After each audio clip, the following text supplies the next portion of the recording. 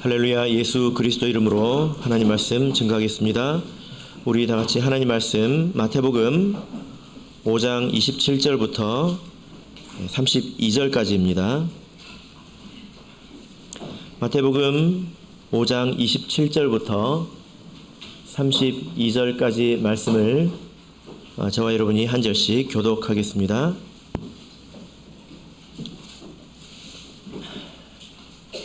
27절. 또 간음치 말라 하였다는 것을 너희가 들었으나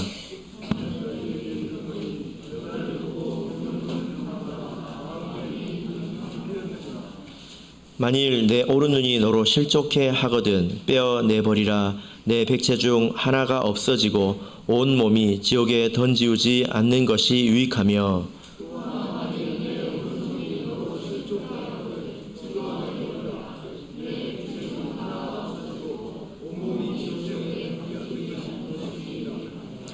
또 일렀으되 누구든지 아내를 버리거든 이혼 증서를 줄 것이라 하였으나 나는 너희에게 이르노니 누구든지 음행한 연고 없이 아내를 버리면 이는 서로 간음하게 하며 또 누구든지 버린 여자에게 장가드는 자도 간음함이니라. 아멘. 네, 오늘 이 시간은 간음에 대한 예수님의 교훈이라는 제목으로 우리 다 같이 하나님 말씀을 배워보도록 하겠습니다.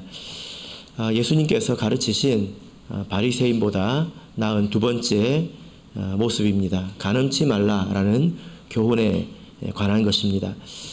우리가 어디서 이렇게 생각을 하게 되었는지는 모르겠지만 보통 큰 죄라고 하면 떠올리는 죄가 두 가지가 있죠. 큰 죄라고 할 때 보통 어떤 죄를 떠올리게 됩니까? 살인과 간음, 이 두 가지를 보통 생각을 하게 됩니다. 사실 이렇게 큰 죄와 작은 죄 이렇게 구분하는 것이 좀 잘못된 생각이죠. 왜 그러냐면 큰 죄는 절대 지으면 안 되는 죄, 또 용서받지 못하는 죄, 작은 죄는 좀 지어도 괜찮은 죄, 이렇게 생각을 할 수 있기 때문입니다. 예를 들면 거짓말, 이건 좀 할 수 있지 않나? 해도 천국 가는 데는 크게 지장이 없지 않을까? 이렇게 생각을 할 수 있습니다. 그러나 그렇지 않죠. 우리가 계시록을 보면 불못에 던지우는 죄 가운데 거짓말하는 죄가 있습니다. 자, 우리 요한 1서를 보겠습니다. 요한 1서 5장입니다. 요한 1서 5장 16절 다 같이 읽겠습니다. 요한 1서 5장 16절. 자, 우리 같이 읽겠습니다. 시작. 누구든지 형제가 사망에 이르지 아니한 죄 범하는 것을 보거든 구하라. 그러면 사망에 이르지 아니하는 범죄자들을 위하여 저에게 생명을 주시리라. 사망에 이르는 죄가 있으니 이에 대하여 나는 구하라 하지 않노라. 아멘. 자, 여기 보면 사망에 이르지 아니하는 죄가 있고 또 사망에 이르는 죄가 있죠. 그래서 어떤 죄는 사망에 이르게 되고 어떤 죄는 지어도 사망에 이르지 않는다, 이렇게 오해를 할 수가 있습니다. 이런 뜻이 아닙니다. 큰 죄, 작은 죄, 그런 뜻이 아닙니다. 모든 죄는 다 사망으로 우리를 이끌어 갑니다. 아무리 작은 죄라도 죄라고 한다면 모든 죄는 우리를 사망으로 이끌어 갑니다. 여기서 말하는 이 사망이라고 하는 것은 육체의 사망, 죽음을 말하는 것이 아니라 영적인 생명이 끊어지는 상태를 말하는 것입니다. 우리가 세례를 통해서 예수 그리스도 안으로 들어와서 영적인 생명을 얻지 않았습니까? 근데 죄는 그 안에서 우리를 한 발 한 발 끌어낸다는 것입니다. 그래서 그리스도에게서 끊어져서 이제 이방인처럼 된 상태를 사망에 이르렀다, 이렇게 말하는 것입니다. 그래서 이 말씀의 뜻이 뭐냐면 어떤 성도가 죄를 범하고 있는데 그러나 아직 사망에는 도달하지 않았다면 권면하라는 것입니다. 그럴 수 있죠. 어떤 성도가 계속 죄를 범하고 있습니다. 그러나 그렇다면 사망으로 한 걸음 한 걸음 가고 있는 거죠. 그러나 아직 사망이 도달하지 않았다면 책망하고 권면하라는 것입니다. 그런데 어떤 성도가 계속 죄를 범해가지고 사망으로 한 걸음 가서 이제 끊어졌다면, 그리스도를 떠났다면, 그에 대해서는 구하라고 하지 않노라. 그를 위해서 기도하라고 내가 말하지 않겠다. 이렇게 말씀하고 있는 것입니다.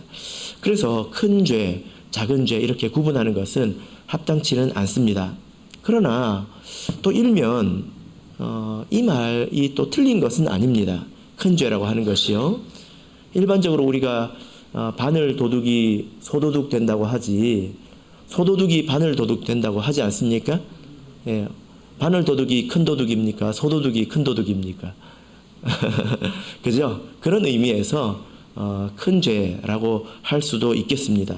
왜냐하면 사람이 죄를 범하면요, 양심이 상하게 됩니다. 양심이 담대해집니다. 내가 잘못을 하지요? 아무 일도 안 생기면 괜찮네 하고 양심이 담력을 얻어서 조금 더 큰 죄를 짓게 됩니다. 그래도 아무 일이 생기지 않지요? 그럼 조금 더 큰 죄를 짓게 됩니다. 그래서 양심이 점점 담력을 얻고 무뎌져서 나중에는 제법 악한 일도 양심의 고통 없이 할 수가 있게 돼요. 이게 참 두려운 것입니다. 여러분 생각해 보십시오. 아무나 살인하고 아무나 간음할 수 있는 것이 아닙니다. 처음부터 그렇게 할 수 있는 것이 아닙니다. 그래서 누군가가 살인을 하고 또 간음을 행했다면 그 사람이 이전에 이미 많은 죄를 지었다는 거예요. 그래서 그런 죄까지 지을 수 있을 정도로 양심이 타락했다는 것입니다. 양심이 타락하면 소망이 없습니다. 스스로를 책망하지 않는데 그 사람에게 무슨 소망이 있겠습니까? 그죠? 그래서 이 살인과 간음을 큰 죄라고 이야기를 하고 여망이 없는 것처럼 여기는 이유가 거기에 있습니다. 그래서 죄의 끝판왕이 살인 또 간음이라고 보통 생각을 하죠. 그래서 큰 죄라고 하는 것입니다. 작은 죄는 지어도 괜찮다. 절대 이렇지 않습니다. 그래서 생각을 해보면 미움, 시기, 질투 이런 것의 끝에 살인이 있지 않습니까? 그리고 자기 자신을 즐겁게 하는 쾌락의 끝에 이 간음이 있습니다. 그래서 끝판왕이라고 하는 거죠. 그래서 구약의 역사를 이렇게 보면 어떤 한 부류의 사람들이 많이 타락했을 때에 그 사람들이 간음죄를 짓고 또 살인죄를 짓는 것을 우리가 볼 수 있습니다. 자, 그러면 이제 간음하지 말라라는 이 말씀을 구약에서는 어떻게 말하고 있을까요? 무엇이 간음일까요? 예. 부부가 아닌데 성관계를 가지는 것, 이것을 간음이라고 합니다. 자, 우리 다 같이 레위기서를 보겠습니다. 레위기서 20장 10절을 보겠습니다.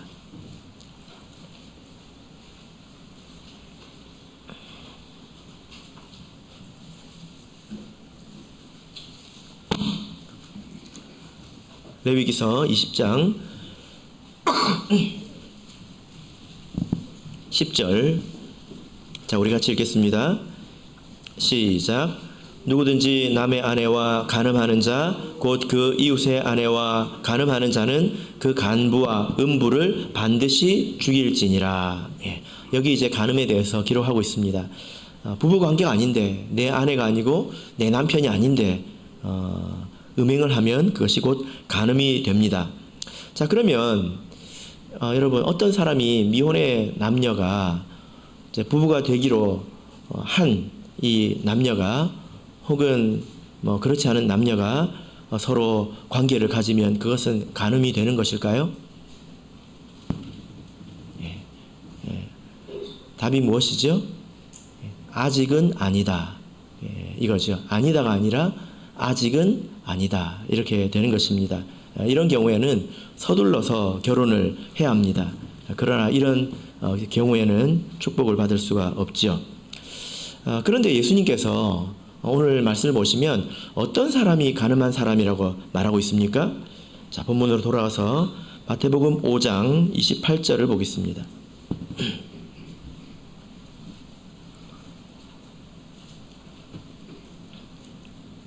자, 마태복음 5장 28절 읽겠습니다. 시작. 나는 너희에게 이르노니 여자를 보고 음욕을 품는 자마다 마음에 이미 간음하였느니라. 예. 자, 여러분, 이 말씀을 우리가 면밀하게 보면 어떤 남자가 음욕을 품고 여자를 보고 있습니다. 음욕을 품고 여자를 보고 있습니다. 그러면 이미 마음에 간음했다, 이 뜻입니다.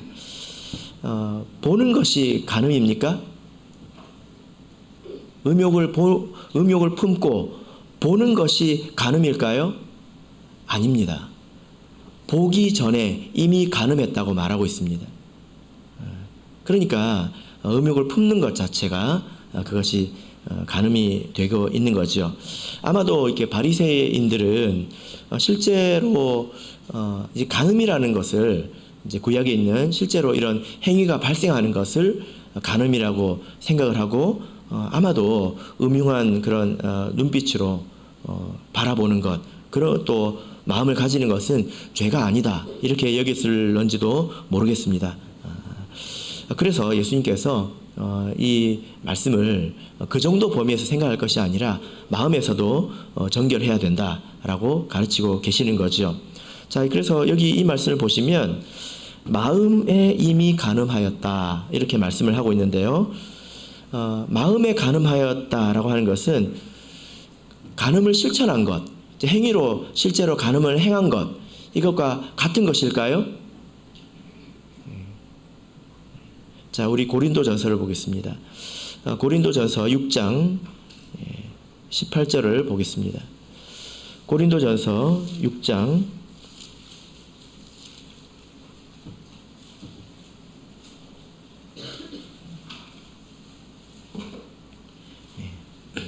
18절, 자, 우리 같이 읽겠습니다. 시작. 음행을 피하라. 사람이 범하는 죄마다 몸 밖에 있거니와 음행하는 자는 자기 몸에게 죄를 범하느니라. 예. 자, 19절까지 읽겠습니다. 시작. 너희 몸은 너희가 하나님께로부터 받은 바 너희 가운데 계신 성령의 전인 줄을 알지 못하느냐. 너희는 너희 것이 아니니라. 예. 자, 여기 보면 실제로 음행을 행한 자, 이것은 마음으로 간음을 행한 것이 아니라 음행을 실천했다면 그것은 어디에 죄를 범하는 것이라고 말하고 있습니까? 몸에게 죄를 범하는 것입니다. 그래서 지난 시간에 한번 말씀을 드린 적이 있는데, 죄에는 대상이 있다고 말씀을 드렸죠. 그죠? 예를 들어 내가 우상 숭배를 했다라면 그것은 하나님에게 죄를 범한 것입니다. 그런데 내가 예를 들어 어떤 형제를 때렸다, 그것은 그 형제에게 죄를 범한 것이고 아울러서 하나님께도 죄를 범한 것입니다. 죄를 범한 그 대상에게 가서 용서를 구해야 되죠. 그죠? 그런데 간음은 이런 면에서 특별합니다. 어떤 면에서 특별합니까? 그것은 형제에게 죄를 범한 것도 아니고, 물론 이것은 또 하나님에게 죄를 범한 것이지만 그 전에 자기 몸에게 죄를 범했다라고 말하고 있습니다. 근데 이 몸은 무엇입니까? 성령이 거하시는 성령의 전이다, 이렇게 말씀을 하고 있습니다. 이런 면에서 간음죄는 특별한 면이 있다라는 거죠. 그래서 아주 곤란한 상황이 되는 것입니다. 예를 들어 내가 사람에게 죄를 범했다면 그 사람에게 용서를 받으면 될 텐데, 이렇게 자기 몸에게 죄를 범했다면, 또 그것이 성령의 전이라면 그 사람은 누구에게 가서 용서를 받아야 되는 것일까요? 이것이 아주 곤란한 상황이라는 것입니다. 그래서 예수님께서 이제 이 둘을 구별하셔서 우리 그리스도인들은 실제로뿐만이 아니라 마음에서도 정결을 지켜야 되는 것을 말씀을 하셨습니다. 자, 본문으로 돌아가서 보시면 나는 너희에게 이르노니 28절, 여자를 보고 음욕을 품는 자마다. 근데 사실 그 문장을 보면 음욕을 품은 채로, 품고 있으면서 여자를 보는 자는, 이런 뜻입니다. 근데 여기 음욕을 품다, 이 말이 간절히 원하다는 말입니다. 음란 이런 뜻은 없고요. 그냥 간절히 원하다, 마음이 지금 타오르고 있다, 그런 뜻입니다. 사실 처음부터 이렇게 마음이 간절한 사람은 없지요. 그죠? 예. 그래서 우리가 마음의 성결을 위해서 조심해야 되는 것은 마음이 가도록 내버려둬서는 안 된다는 것입니다. 마음이 가는 대로 내버려두니까 결국에는 주체할 수 없는 지경에까지 이르게 되는 것입니다. 우리 성도님들께서는 어떻습니까? 어떤 면에서 내 마음을 내가 이기지 못하겠다, 그런 생각을 해보신 적이 있으십니까? 내 마음을 내가 이기지 못하겠다. 왜 그럴까요? 사실 그 이전에 내 마음을 그냥 풀어놔버렸기 때문입니다. 그러니까 어느 순간에 내 마음을 내가 주체할 수 없는 지경에 이르게 되는 거지요. 이것이 어쩌면 이렇게 싸움의 지혜입니다. 사람은 누구나 마음에 욕심이 있습니다. 그렇죠? 욕심이 없는 사람은 없습니다. 그래서 누구나 항상 싸우게 마련입니다. 자기 마음의 정욕과 누구나 싸우고 있는 거죠. 그래서 어차피 싸워야 될 싸움입니다. 우리가 주님을 떠나지 않는다면. 그러면 여러분들이 생각할 때 어디서 싸우는 것이 좋다고 생각되십니까? 예를 들어서 이제 6.25 전쟁이 일어났는데 이제 남한과 북한이 싸우고 있습니다. 이런 전쟁이 계속 되고 있단 말이에요. 그래서 밀고 올라갔다가 또 내려왔다가 이렇게 계속 오르락 내리락 하지 않습니까? 어차피 싸워야 될 싸움입니다. 그러면 어디서 싸우는 것이 좋겠습니까? 저기 낙동강까지 내려와가지고 이제 여기서 밀리면 끝이다, 그런 싸움을 싸우는 것이 좋을까요? 아니면 저기 끝에 올라가서 두만강에서 거기서 싸우는 것이 좋을까요? 어떤 것이 더 좋다고 생각되십니까?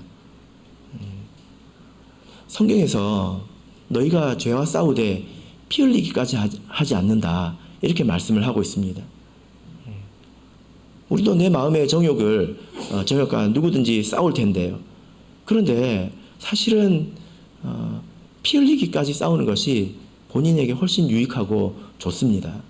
간혹 보면 어떤 사람들은 이렇게 생각하기에 너무 지나치게 절제한다, 이렇게 생각할 수 있지만 사실 그렇지 않아요.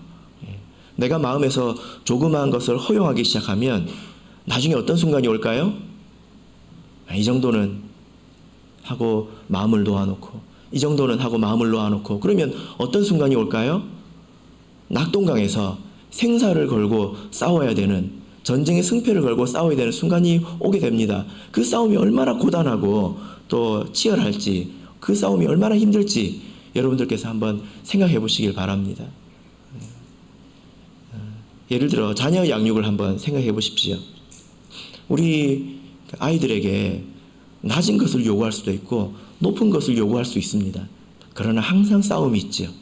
그죠? 편하게 해준다고 해서 아이들이 더 좋은 것을 달라고 안 하던가요?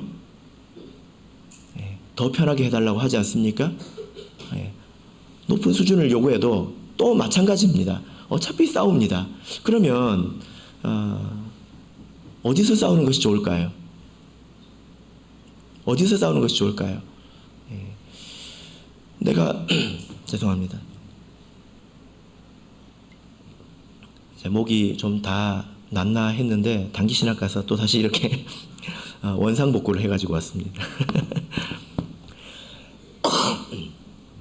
우리가 조그만 것을 허용하면 나중에는 도저히 줄 수 없는 것을 요구합니다. 그때는 거기서 싸울 수밖에 없지요. 생사를 걸고 싸울 수밖에 없게 되는 것입니다.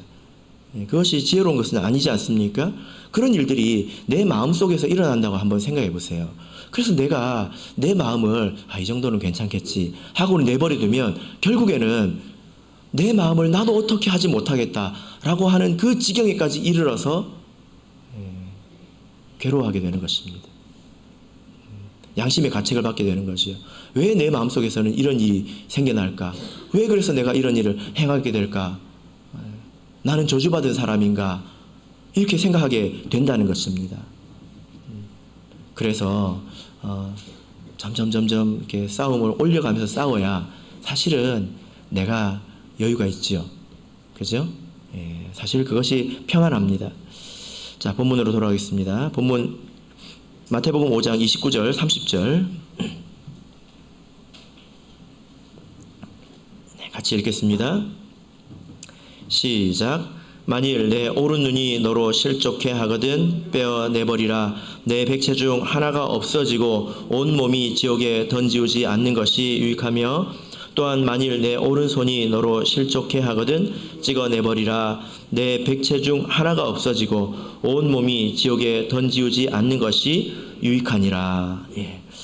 자, 여기서 오른 눈과 오른손에 대해서 이 말씀을 하고 있는데, 일반적으로 사람들은 오른손을 주로 쓰지 않습니까? 그리고 오른 눈이 주로 보는 눈이죠. 그래서 이것이 우리 몸에 있어서 아주 요긴한 또 필수적인 그런 기관입니다. 그러나 만약에 그것이 우리로 하여금 실족해 한다면 그것을 버릴 줄도 알아야 된다. 이렇게 말씀을 하고 있습니다. 지금 간음에 대해서 이렇게 말씀하시면서 이제 오른 눈, 오른손을 이야기를 하고 있는데요. 그런 마음들이 보통 어디서 생깁니까? 보는 것을 통해서 생기죠. 그죠? 눈을 통해서 그것이 들어온다는 것입니다. 그래서 요즘 세상을 보면 눈을 열어서 보기가 민망한 그런 일들이 많습니다. 그리고 그런 것들이 눈에 너무 많이 들어오죠. 텔레비전을 켜서 보면 연예인들이 사실상 간음을 미화하고 있습니다. 어떤 연예인이 나와서 이야기하기를 더 이상 사랑하지 않아서 이혼했대요. 그런 것을 떳떳이 말할 수 있는 그런 시대가 되었습니다. 그리고 동성애를 인권인 것처럼 미화하고 있고 또 성을 상품화하고 있지 않습니까? 그래서 민망한 상황이 얼마나 많은지 모르겠습니다. 이런 것들이 다 눈을 통해서 들어온다는 것입니다. 그런 것이 범죄이고 그리고 그것이 하나님께서 미워하시는 것입니다. 어떤 그 미국 교회에서 한 목자님이 이런 경험을 하셨습니다. 그 교회에 어떤 행사가 있었는데 그 목자님이 거기 계시면서 청년들을 지도하고 같이 기도했습니다. 그런데 갑자기 어떤 형제가 귀신에 들렸어요. 이제 복통이 생겨가지고 이제 주체하지 못했습니다. 그리고 그것이 사령의 역사라는 것을 즉시 알았습니다. 그래서 예수 이름으로 사다라 물러가라 하고 이제 그 귀신을 이렇게 쫓았는데요. 그 귀신이 나가지 않았습니다. 그래가지고 그 목자님이 불러다가 이야기했습니다. 네가 무슨 죄를 지었는지 이야기해라. 회개하지 않으면 그것이 나가지 않는 거죠. 그래서 그 형제가 이야기를 했습니다. 그리고 다시 기도했습니다. 그래가지고 예수 이름으로 사다라 물러가라 했는데 그 귀신이 또 나가지 않았어요. 그 목자님이 화가 났습니다. 네가 이번에 사실을 말하지 않으면 내가 귀신을 쫓아주지 않겠다. 이렇게 말을 했습니다. 그러니까 무서웠겠죠. 근데 그 형제가 고백했습니다. 뭐라고 얘기했냐면 그 교회 안에서 행사 중에 교회에서 이불을 뒤집어 쓰고 그 안에서 노트북으로 음란물을 봤다는 것입니다. 그것을 통해서 그때 사령이 안에 들어온 거죠. 그것이 다 드러나고 사람들에게 다 알려지고 그제서야 귀신이 나갔습니다. 이것은 좀 극단적인 그런 사례인데요. 로마서 1장을 보겠습니다. 로마서 1장 24절을 보겠습니다.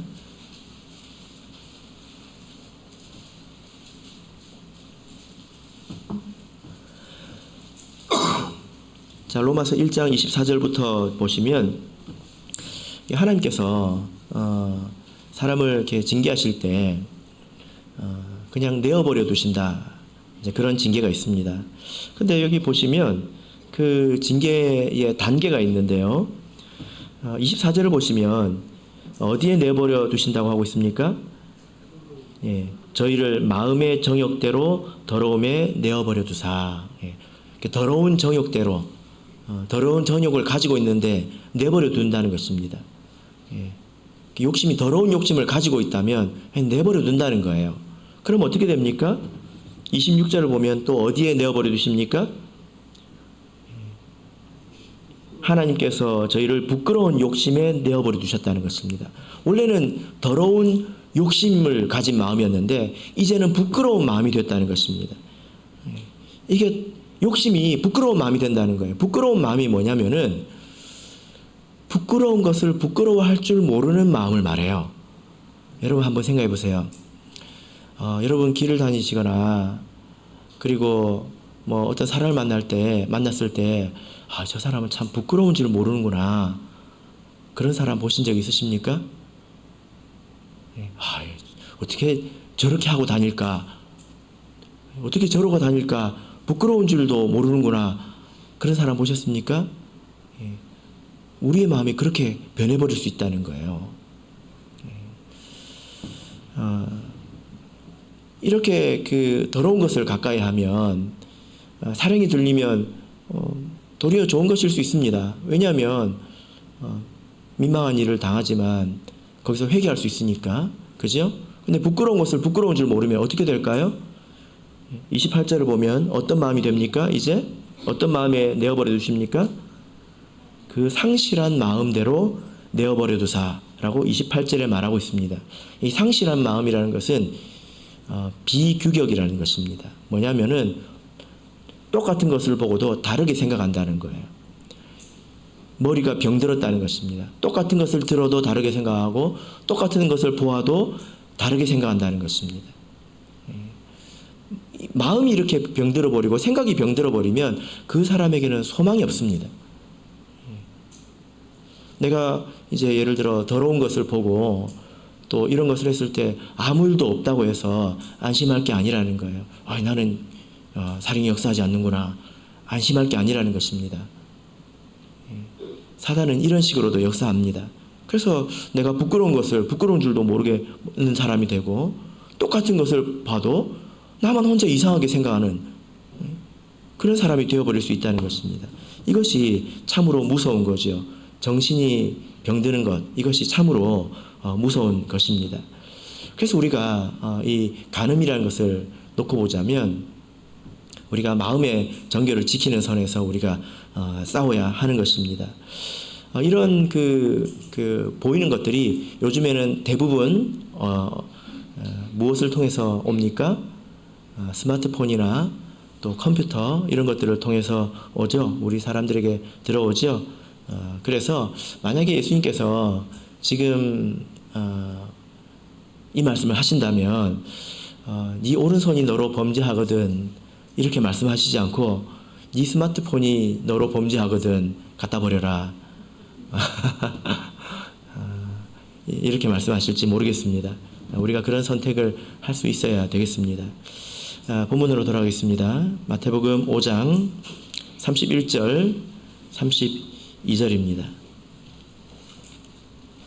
마태복음 5장 31절 32절 읽겠습니다. 시작. 또 일러스되 누구든지 아내를 버리거든 이혼 증서를 줄 것이라 하였으나 나는 너희에게 이르노니 누구든지 음행한 연고 없이 아내를 버리면 이는 저로 간음하게 함이요 또 누구든지 버린 여자에게 장가드는 자도 간음함이니라. 자, 여기서 예수님께서 한 번 더 나는 너희에게 이르노니 이렇게 말씀을 하고 있는데요. 새로운 주제가 생긴 것은 아니죠. 그죠? 지금 이 말씀은 이 두 구절은 간음이라는 주제를 놓고 특별한 소주제를 한 가지 언급을 하고 있습니다. 만약에 어떤 그 사람이 이혼해서 다른 사람에게 시집 장가를 간다면 그것은 곧 간음이 된다는 것입니다. 왜 그럴까요? 하나님이 짝지어 주신 것을 사람이 나눌 수 없기 때문이죠. 그래서 법적으로 이혼을 했다고 해서 그것이 이혼이 되는 것이 아닙니다. 그래서 이혼을 하고 나서 다른 데 시집장가 가면 정상적인 부부 생활이냐? 그렇지 않다는 거예요. 그것이 곧 간음이 된다는 것입니다. 이것이 하나님의 말씀이죠. 다른 사람에게 시집장가를 갔을 때 간음이 되지 않는 예외의 경우가 딱 두 가지가 있습니다. 첫 번째는 무엇일까요? 첫 번째는 자기 배우자가 죽는 것입니다. 자기 배우자가 죽어서 내가 다른 사람에게 시집장가 가는 것입니다. 두 번째는 무엇일까요? 나의 배우자가 먼저 간음을 행했을 때 그때는 자유를 얻게 됩니다. 그 이외에는 어떤 이외라도 이혼은 성립하지가 않습니다.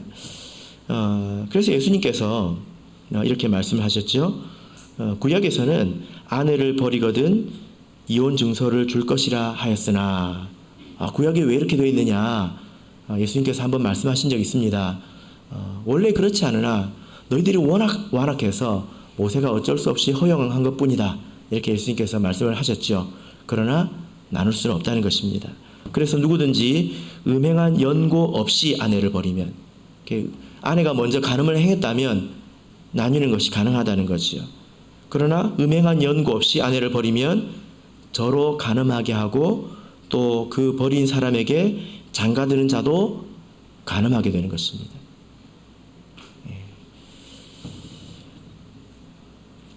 이와 같이 이 간음이라고 하는 이 주제 안에는 다양한 문제들이 있을 수 있습니다.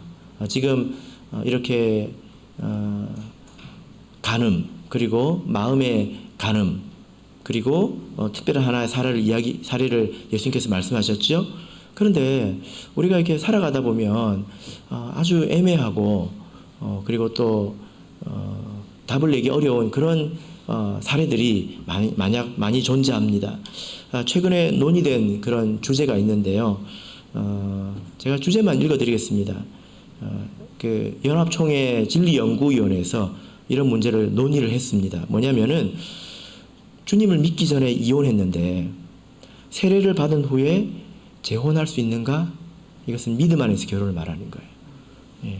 그리고 성직을 담당할 수 있는가? 그만큼 열심히 됐다는 것입니다. 성직을 담당할 만큼. 그럼 성직을 담당할 수 있는가? 이것입니다.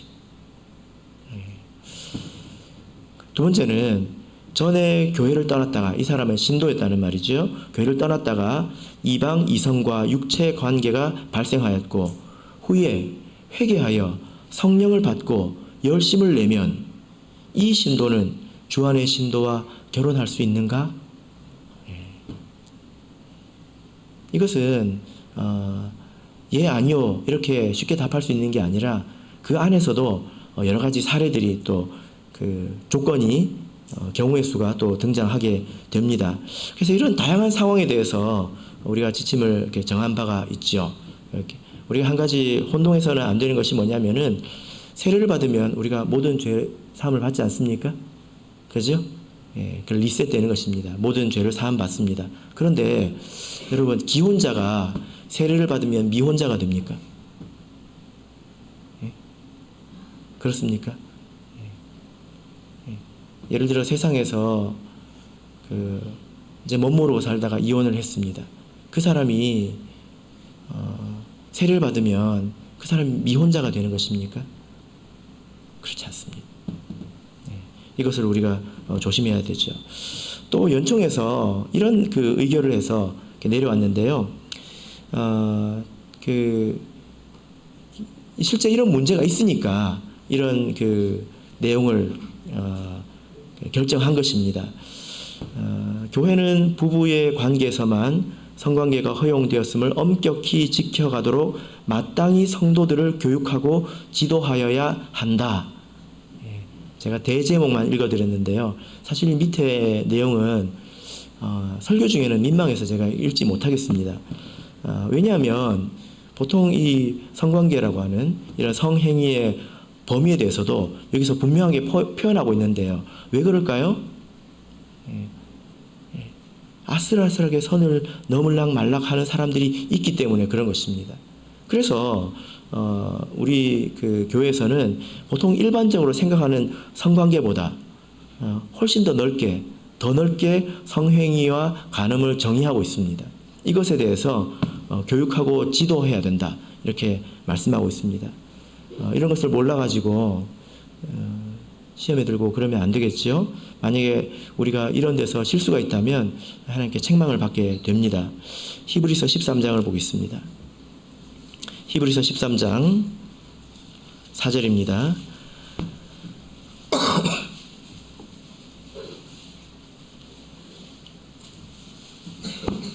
히브리서 13장 4절 자, 우리 같이 읽겠습니다. 시작. 모든 사람은 혼인을 귀히 여기고 침소를 더럽히지 않게 하라. 음행하는 자들과 간음하는 자들을 하나님이 심판하시리라. 예. 모든 사람은 우리 성도를 말합니다. 혼인을 귀하게 여기고 침소를 더럽히지 말라. 음행한다면 또 간음한다면 하나님께서 심판하실 것이다. 이렇게 말씀을 하고 있습니다. 사랑하는 성도 여러분, 세상이 갈수록 타락해져서 우리 교회가 가지고 있는 이런 이성관 이런 문제들이 세상에서는 너무나 고리타분해서 세상에서는 전혀 인정해주지 않는 그런 지경에 이르렀습니다. 사실 얼마 전만 해도 그렇지 않았거든요. 급격히 세상이 변해가고 있고, 그리고 우리 그런 환경에서 우리 청년들, 학생들이 자라오고 있습니다. 그러나 우리 성도들은 이 예수님의 말씀처럼 마음에서부터 정결을 지켜가야 합니다. 그렇게 싸워야 예수님께서 기뻐하시고 우리가 바리새인보다 더 낫다 이렇게 말할 수가 있는 거죠. 그래서 우리 교회가 정결한 공동체가 되어야 합니다. 이런 것이 세상에도 많아지다 보니까 교회도 이런 일들이 생기는 그런 일들을 우리가 이렇게 보게 되는데요. 그러나 우리가 서로 권면하고 또 서로 지켜서 이런 일이 생기지 않도록 우리가 더욱더 노력해야 되겠습니다. 바라옵기는 저와 여러분이 간음에 대한 예수님의 교훈을 믿음으로 잘 받으시기를 예수 그리스도 이름으로 축복합니다. 우리 다 같이 찬송하겠습니다. 219장 찬송하겠습니다.